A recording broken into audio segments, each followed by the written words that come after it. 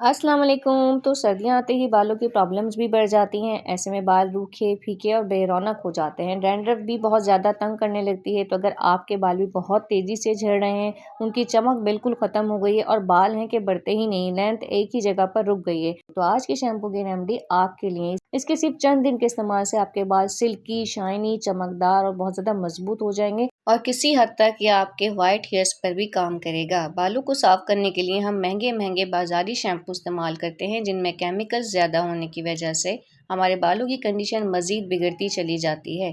तो आज एक ऐसा शैम्पू लेकर आई हूँ, उसमें टाइम भी कम लगेगा, महीनों ख़राब नहीं होगा और जिन चीज़ों से बनने वाला है वो भी आसानी के साथ मिल जाएंगी। सबसे पहली चीज़ जो मैंने यहाँ पर ली है वो है सोपनट यानी कि रीठा। ये एक नेचुरल शैम्पू है जो बालों की अच्छे से सफाई करने के साथ साथ उन्हें सिल्की और शाइनी भी बनाता है।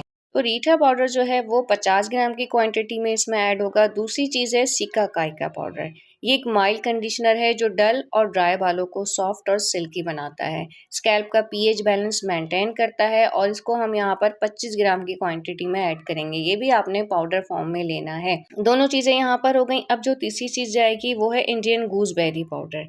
आंवला विटामिन सी से ना भरपूर होता है। इसमें लीमू से भी ज़्यादा विटामिन सी पाया जाता है। इसे खाते भी हैं और लगाते भी हैं। ये बालों की ग्रोथ को बढ़ाता है, उन्हें मजबूत करता है और जहाँ तक मुमकिन हो ना ये बालों को सफ़ेद होने से रोकता है। तो ये भी आपने 25 ग्राम की क्वांटिटी में ही लेना है। अब जो हर्ब इसमें जाने लगा है ना, उसको आप यहाँ देख लीजिए। कुछ इस कंडीशन में ये पंसार से आसानी से मिलता है। इसका नाम है रतनजोत। 2 चमचे भरकर इसमें आपने लेने हैं और ये यहाँ पर आपको गुलाब की सूखी पत्तियाँ लग रही होंगी, लेकिन ये हिबिस्कस फ्लावर की सूखी पत्तियाँ हैं। इसको गुलहड़ के फूल कहते हैं और ये आपको पंसार से आसानी से मिल जाती हैं। अगर ड्राई आपको नहीं मिलते तो आप इसका पाउडर भी इस्तेमाल कर सकते हैं। 2 चमचे भरकर जाएगा। ये एक नेचुरल कंडीशनर होता है। तो टोटल हमने अपने नेचुरल शैम्पू के लिए 5 चीज़ें ली हैं, लेकिन अपने मिक्सी जार में हम 4 इंग्रेडिएंट्स को डालेंगे। अभी हम इसमें आंवला पाउडर ऐड नहीं करेंगे।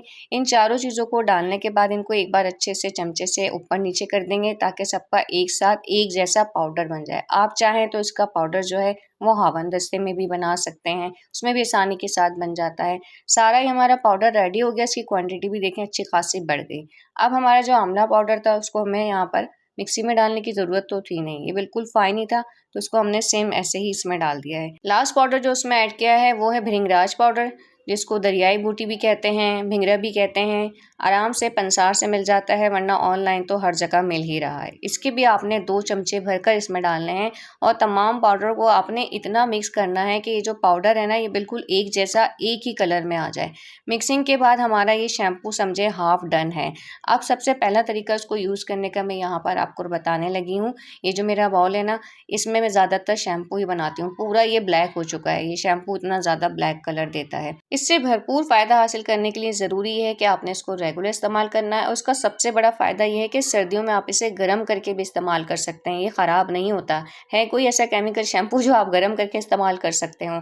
अच्छा, तो यहाँ पर मैंने 2 चमचे पाउडर के लिए, अपनी रिक्वायरमेंट के हिसाब से आप पाउडर को कम ज़्यादा कर सकते हैं। फिर उसके अंदर आपने क्या करना है, तेज़ गरम खौलता हुआ पानी डालना है और कांच का जो बॉल है वो इस्तेमाल नहीं करना है, मे बी वो टूट जाए। और उसके बाद आपने इसको कवर कर देना है। 1 घंटा आपने देना है कि जितनी भी एक्सट्रैक्ट्स हैं इस पाउडर के वो हमारे पानी में आ जाए। तो अगर आप चाहें और टाइम हो तो आप इसको रात भर के लिए भी डिप करके रख सकते हैं, ये ज़्यादा बेस्ट हो जाएगा। अब ये बिल्कुल रेडी है। यहाँ पर हम इसको स्ट्रेन करने लगे। स्ट्रेन करने के बाद ना आपके पास ये ऑप्शन मौजूद होगा, अगर ये आपको ठंडा लग रहा है क्योंकि अभी सर्दियाँ चल रही हैं ना, तो आप इसको हल्का सा नीम गर्म करके इस्तेमाल कर सकते हैं। अच्छा, यहाँ पर ना एक चीज़ का आपने ख्याल रखना है कि पाउडर्स को डालकर ना उबालना हरगिज़ नहीं है। और यहाँ पर मेरा जो बॉल है ना शैम्पू के लिए फिक्स हो गया है। जब भी शैम्पू बनाती हूँ ब्लैक पड़ जाता है, साफ़ नहीं होता। आप खुद समझ सकते हैं कि ये आपके वाइट हेयर्स पर कितना काम करेगा।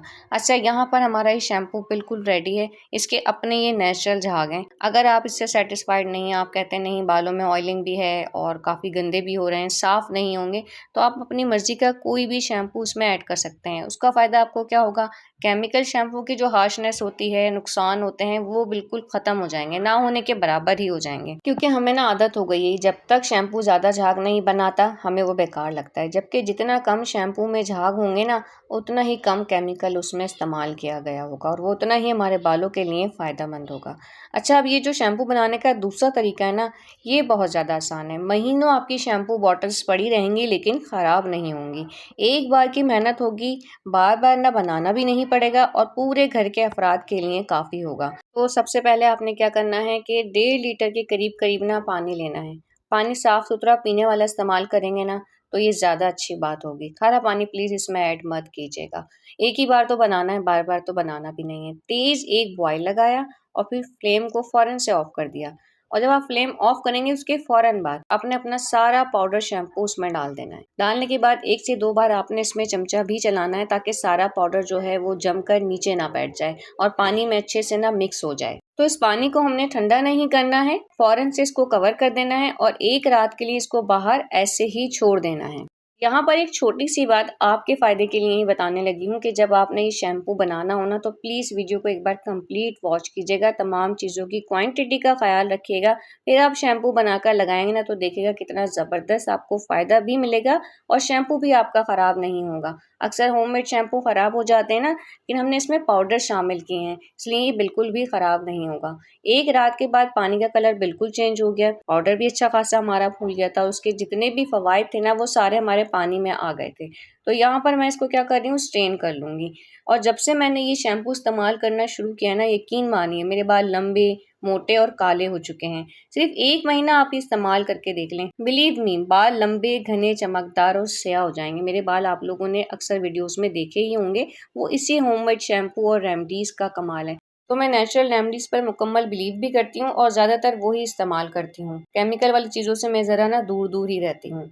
अब यहाँ पर शैम्पू तो हमारा तैयार ही था, तो हाथ लगे हम अपना टोनर भी इसमें से रेडी करके रख लेते हैं। ये टोनर आपने पता है कैसे इस्तेमाल करना है? तो जब भी आपको दिन में टाइम मिले ना, आपने इसका स्प्रे अपने बालों में करना है, सिर्फ़ बालों की जड़ों में करना है और ऐसे ही छोड़ देना है। इसको ना वॉश करने की भी ज़रूरत नहीं होती। इसके इस्तेमाल से आपके बालों का गिरना भी रुक जाएगा, बालों का जो ब्लैक कलर है वो मज़ीद डार्क होगा, व्हाइट हेयर्स का मसला भी काफ़ी हद तक कंट्रोल में आएगा। आपके बाल दिनों में मोटे, लंबे और घने हो जाएँगे और उनमें बहुत ज़्यादा मज़बूती और एक नेचुरल शाइन आ जाएगी। अच्छा, हमने जो ढेर सारा अपना बॉटल भरकर शैम्पू बनाया है ना, अब हम इसके अंदर प्रिजर्वेटिव के तौर पर व्हाइट विनेगर ऐड कर रहे हैं। अगर आपके पास एप्पल साइडर विनेगर है तो बेस्ट हो जाएगा।